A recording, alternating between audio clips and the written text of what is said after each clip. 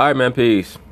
So, brothers, I'm already on record as stating that if I were the Boston Celtics, the only way that I would try to trade for Kawhi Leonard is if I was also trying to sign LeBron James. Because, of course, if you bring on a LeBron James, you have to trade Kyrie. And if you're going to trade Kyrie, you might as well package him in a deal to bring back Kawhi Leonard. That, to me, would put Boston over the top. I would probably make them my finals favorite if they were to do something like that. If they were to acquire a LeBron James and then package Kyrie, Jaylen Brown, and a first-round draft pick to the Spurs for Kawhi Leonard. That was the deal that I came up with in my own head. Now it's being revealed that the Boston Celtics are stating that they will not trade Jaylen Brown, or at least they're trying to not have to trade him for Kawhi Leonard. So, of course, they're going to talk about it, and I'm going to chime in. Lavani Pablo, I'm here for all of it. All right, guys, ESPN senior writer Zach Lowe says that the Celtics will be wary about including Jaylen Brown in any trade for Kawhi Leonard. It makes sense that they would be wary because Jaylen Brown has the potential to be a Kawhi Leonard in the Eastern Conference. He's, 20, 21 years old. He can jump out the gym. He's vastly improved his jump shot, and he plays very good defense. So who knows what he can develop into. Kawhi Leonard is currently about 5.5 years older than Jaylen Brown. So in order for you to trade Jaylen Brown for Kawhi Leonard, once again, to me, it would only be if you were also going to sign LeBron James because, of course, you're not going to have Kyrie Irving there playing with LeBron James on the Boston Celtics. Leonard, because it focuses more on the present and chips away at what looks like a bright future stretching well beyond 2025. Stephen A., if you were the Celtics, what package would you offer for Kawhi? Nothing. Absolutely nothing. I would stand pat, and I would go with the team that I have. I agree with you, Stephen A. Smith. Because I like what I saw from my team without Kyrie Irving and Gordon Hayward. Now I'm fantasizing of what I may look like with them. You better not use that word fantasizing too much, Stephen A. Smith. You might end up in HR.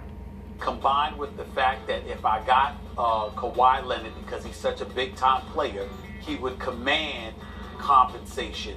And he doesn't even want to be there because he wants to be 3,000 miles away. It's not like Molly. Well, Stephen A. Smith, one would think that in order for Boston to consider that trade for Kawhi Leonard, that what would also be included in that trade is that Kawhi Leonard is going to sign an extension with the team or is going to sign some type of deal to ensure that they're going to have him for the long term.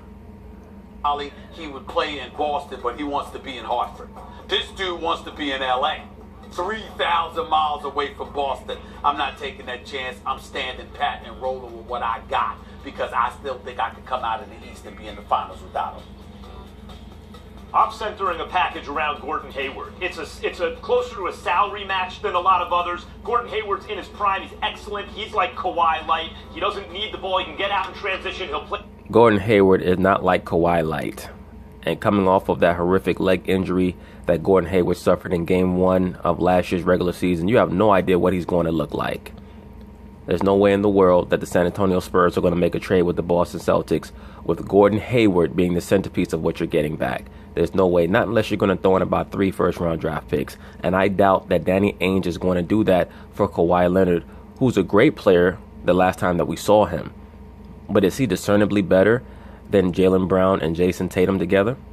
No, I don't think so. As a matter of fact, I don't even think that Kawhi Leonard brings as much to the table with him as just one player as Jaylen Brown and Jason Tatum do as a combination. Play consistent defense. Obviously, he's not Kawhi Leonard, but he's an all-star caliber player. He signed up for several more years, so you got him there, pairing him with LaMarcus Aldridge, really good front court. Obviously, that's not enough to get it done, but if you add, let's say, Rozier, and don't forget the Celtics have 4 first-round picks potentially next year. Package a couple of those, and those first-rounders could fall all over the first round, from toward the bottom to toward the top. If I'm the Boston Celtics, I'm not even thinking about Kawhi Leonard as much as I'm thinking about Anthony Davis. He would fit in with their team even better than Kawhi Leonard, and he would also answer a need much more than Kawhi Leonard would. And not to mention any place in between. You package some of those, tell me a better deal that San Antonio would get than Hayward, Rozier, multiple first-round draft picks, which are more valuable to the Spurs, who draft very well, than they would be to other teams. Let's also not forget that at least he said, Popovich has said he doesn't want to trade Kawhi to the Western Conference. There's an Eastern Conference team. I think that deal gets it done. A Gordon Hayward package where you don't touch Brown, you don't touch Tatum, you don't touch Horford or Kyrie. Good luck with that one. In regards to what Greg Popovich wants, want has nothing to do with it. It's like that great line at the end of the film Unforgiven, when Clint Eastwood's character is about to blow away Gene Hackman's character, and Gene Hackman looks at him and says, "I don't deserve this." And Clint Eastwood says, "Deserve has nothing to do with it." At this point, in regards to the business negotiations between the San Antonio Spurs and Kawhi Leonard, it's not about what Greg Popovich necessarily wants. He's going to have to make a move soon enough. Plus, you still have some draft picks left over. That's what I would offer. Stephen Naismith. Well, I don't go ahead. I don't think that'll get it done. But again, Neither do I. My position is you're going to the finals as far as I'm concerned without Kawhi. I ain't touching anything. All right. Stephen A. I need to hear a better deal they would get than a Hayward package with Rozier and multiple draft picks. Well, Max Kellerman, the jury is still out on Terry Rozier. You're acting like Terry Rozier is the second coming of Isaiah Thomas or something. And when I say Isaiah Thomas, I'm talking about from the Detroit Pistons. The brother has a nice game, but I think that he's a backup guard on a championship level team. I don't think that he's a starter on a championship level team. But maybe if you package him, which to me, he's still a pretty much unknown commodity, with a Gordon Hayward, a player who is bordering on being a star, but who suffered a catastrophic leg injury last season, and a first-round draft pick, do I think that that will be enough to make San Antonio want to pull the trigger on that deal?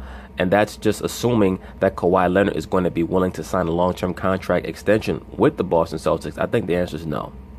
But anyway, we'll see what happens. Peace.